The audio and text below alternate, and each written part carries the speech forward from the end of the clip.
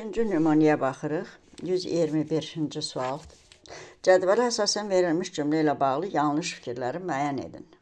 Yanlış açar sözümüzdür. Bu cədvəldən işləyəndə burada baxırıq. Deməli, verilən hökmün doğruluğu və ona verilən cavabın doğruluğu. Əgər hər ikisi plyusdur, düzdür, deməli artıq bu yanlış deyil. Hər ikisi səhvdir, yenə yanlış deyil. Biri səhv, biri düz olacaqsa, bu artıq yanlış olacaq. Ona görə biz necə işləməliyik baxırıq.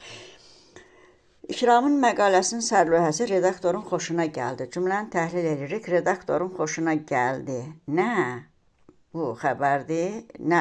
Redaktorun xoşuna gəldi. İkramın məqaləsinin sərlövhəsi. Cümlə mübtəda və xəbərdən ibarətdir.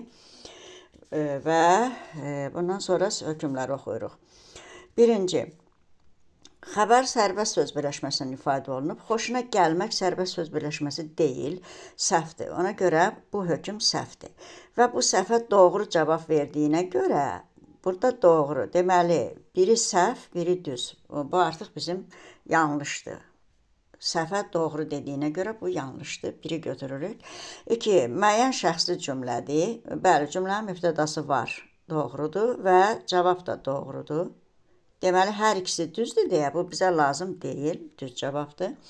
3-cü, mübtədası ismi birləşmə ilə ifadə olunub. Cümlənin mübtədası ikramın məqaləsinin sərlövhəsi doğrudur, ismi birləşmə ilə ifadə olunub.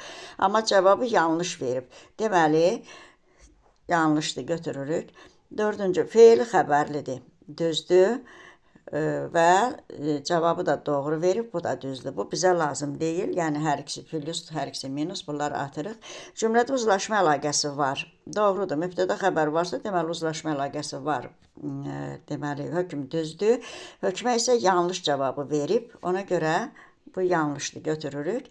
6-da deyir, cümlədə ikinci dərəcəli üzvlər işlənib. Cümlədə ikinci dərəcəli üzv yoxdur, yanlışdır və yanlışa da yanlış cavab verib deyə artıq bu doğrudur. Və ən çox dalaşdıran da bu cəhət olur. İkisi də yanlışdırsa, deməli artıq fikir düzdür. Yanlışa yanlış deyib, deməli düzdür. Ona görə 6-nı atırıq və düzgün cavablarımız qalır 1, 3, 5. 1, 3, 5.